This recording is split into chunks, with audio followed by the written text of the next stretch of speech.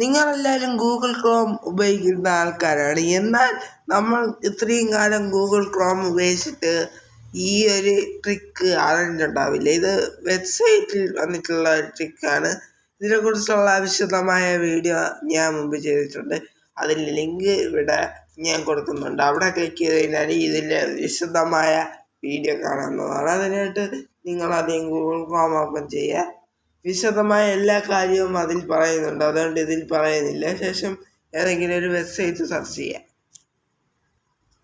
ഞാനിപ്പോൾ ഒരു website search ചെയ്തിട്ടുണ്ട്. വെബ്സൈറ്റ് സെർച്ച് ചെയ്യാം.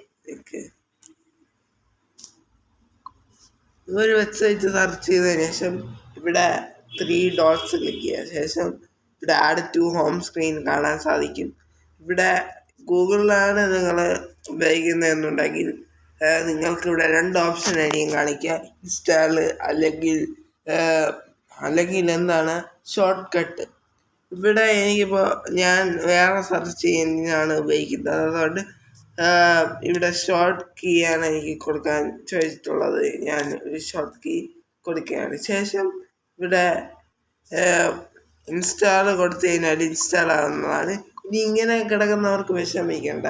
അവർ ഈ സെറ്റിങ്സ് ക്ലിക്ക് ചെയ്തതിന് ശേഷം ഈ ഡട്ടാക്കോ എന്ന് മാറ്റി ഗൂഗിൾ കൊടുത്തതിന് ശേഷം ജിയോ ഹോട്ട്സ്റ്റാറോ അല്ലെങ്കിൽ ജിയോ സിം എന്ന് അടിച്ചതിന് ശേഷം 3 dots ക്ലിക്ക് ചെയ്യുക. ശേഷം add to home screen search ചെയ്യുക. അപ്പോൾ ഇവിടെ 2 ഓപ്ഷൻ വരും.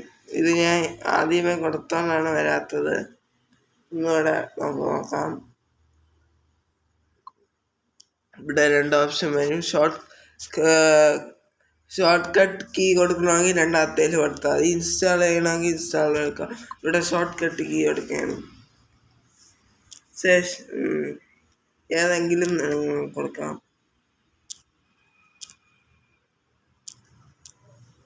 ഇവിടെ ആഡ് കൊടുക്കുകയാണ്.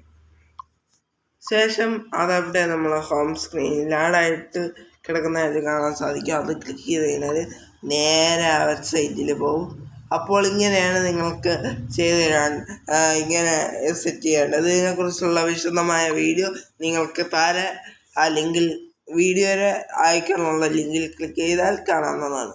അപ്പോൾ ഇതുപോലുള്ള ടെക്നോളജി വീഡിയോസുകൾ നിങ്ങൾക്ക് ലഭിക്കാൻ ദേവഹരി എന്ന് പറയുന്ന യൂട്യൂബ് ചാനൽ ഒന്ന് സബ്സ്ക്രൈബ് ചെയ്യുക. അപ്പോൾ ബൈ.